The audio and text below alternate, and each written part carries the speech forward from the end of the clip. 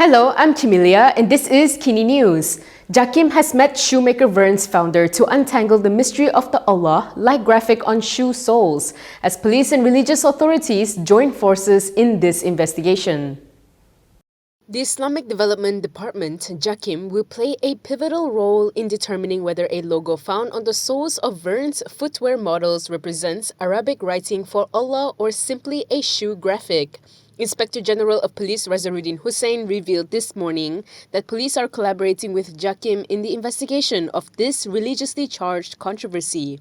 Addressing the press in Kuala Lumpur, Razarudin emphasized the significance of Jakim's report in the investigation.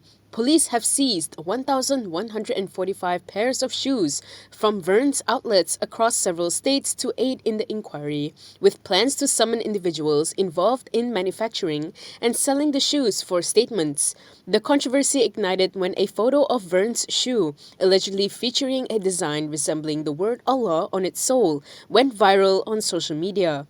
Initially surfacing on TikTok on March 23rd, it gained wider attention after a couple shared their concerns on Facebook. Vern's has since issued a statement clarifying that the graphic in question is a stylized heel and not intended to depict religious imagery. In a high-stakes legal showdown, IGP Razarudin Husain announces the imminent court appearance of the Israeli assassin detained last month. Caught with 6 pistols and 200 bullets, the suspect is set to face justice this week. Malaysia's top cop Razarudin Husain has announced that the Israeli assassin detained in Kuala Lumpur last month with 6 pistols and 200 bullets is expected to face charges in court this week. Additionally, a local couple allegedly involved in selling the weapons to the main suspect is set to be charged in a clan court today. Suami isteri yang memiliki senjata api kita tuduh hari ini di Mahkamah Kelang. Warga Israel kita masih teruskan siasatan untuk kita mengumpul lagi maklumat dan untuk kita mendapat apakah motif sebenar. Dia memiliki 6 senjata api yang diseludup kita tahu daripada negara sahabat, daripada jiran. So mungkin dalam minggu ini jugalah pertuduhan ke atas warga negara Israel yang memiliki 6 senjata api itu akan dibuat dalam mungkin lepas raya ke. Previous reports linked Israeli citizen Shalom Avitan's arrest to a plot to eliminate Iran Haya, allegedly in retaliation for grenade attacks on Avitan's home in Tel Aviv.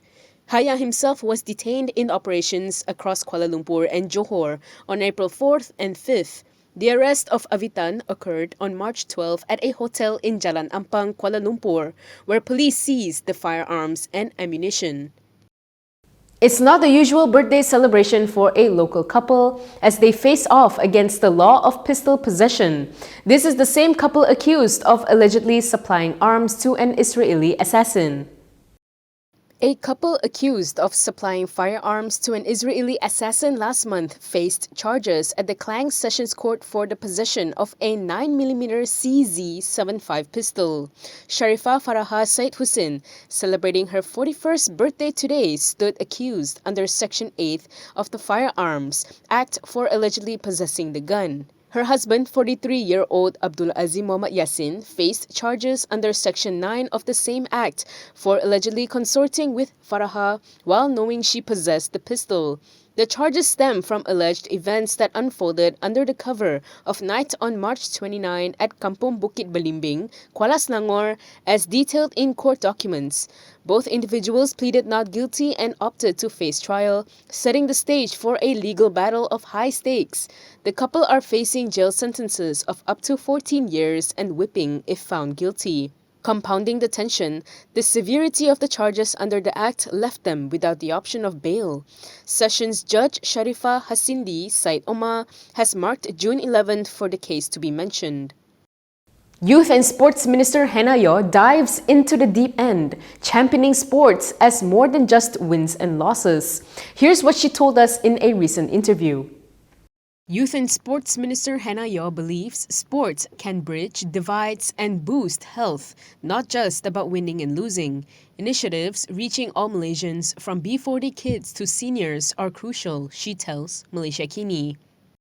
When we went to SEA Games, we look at the sports that gave a lot of medals to a lot of countries: track and field, and also swimming. We lost out in terms of medal count because of these sports. We just didn't have enough medals. And as a result, we have to ask, how come those days you have Jeffrey Ong, you have Nurul Huda? What happened to that pool of talent?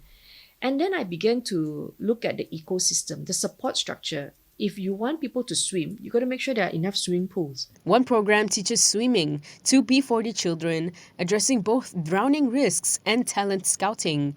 Your notes swimming's perceived exclusivity and aims to level the playing field.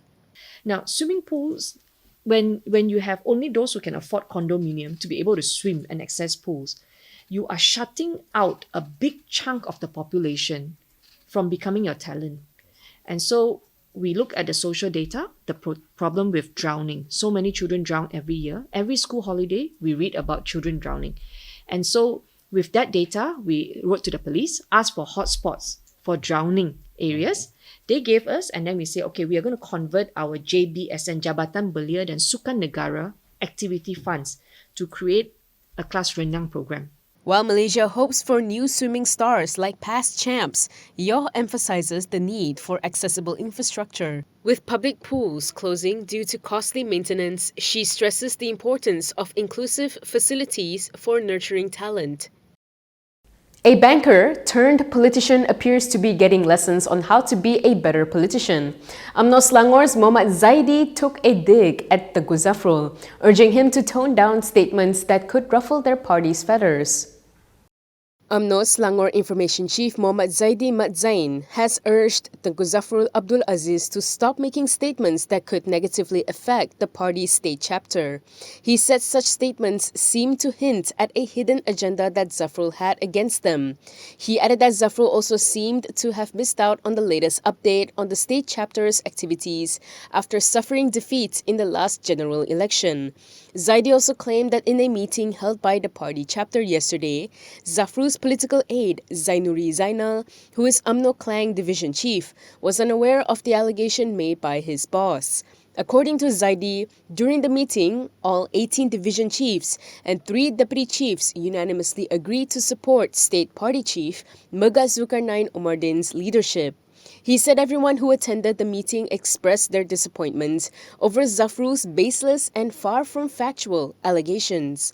He added that Zafrul should engage with him face-to-face instead of giving statements through the media. Zaidi also advised Zafrul to stop issuing statements that could not only humiliate himself but also confuse party members. He said instead of just enjoying the fruits of labor produced by the party's sincere, lower-ranking members, Zafrul should join them in strengthening the party. Earlier this week, Zafrul announced his resignation as the Selangor UMNO treasurer, claiming that the state chapter had deviated from the aspiration of the party's central leadership. However, the minister is maintaining his position as Kota Raja UMNO division chief and as an appointed Supreme Council member.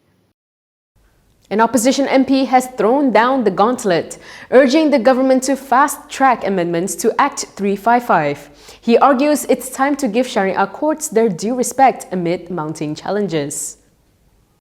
Machang MP Wan Ahmad Faisal Wan Ahmad Kamal has called on the government to expedite the proposed amendments to the Sharia Courts Criminal Jurisdiction Act 196, also known as Act 355, to prevent the neglect of its responsibilities. In a Facebook post, Wan Faisal argued that these amendments were crucial to uphold the authority of the Sharia courts, which had faced challenges from various quarters. He said he fully supported PAS and Perikatan Nasional in urging the government to promptly table the act to avoid the sin of neglecting the implementation of Sharia law. He emphasized the importance of parliamentary debate and voting once the amendments are presented, stressing the need for Sharia courts to be esteemed by all Malaysians, particularly Muslims. In a bold move, Wan Faisal also cautioned non-Muslims to refrain from involvement in Islamic matters, highlighting that Sharia law exclusively applies to Muslims. He advised non-Muslims to seek resolution through civil courts for any disputes involving crimes. This statement likely responds to the Malaysian Consultative Council of Buddhism, Christianity, Hinduism, Sikhism and Taoism opposition to the proposed amendments, as reported previously.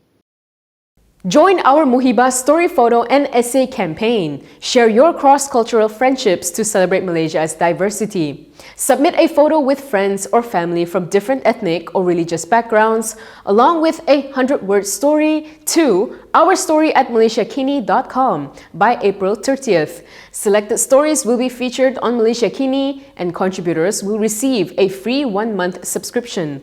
Let's build a better Malaysia together. That is all from me today. For more stories, you can go to Kinitv.com. You can also follow us on Instagram, Twitter, YouTube, and Facebook for the latest news updates. If you would like to support independent media, do consider subscribing to MalaysiaKini.com. I'm Kimilia. Thanks for watching.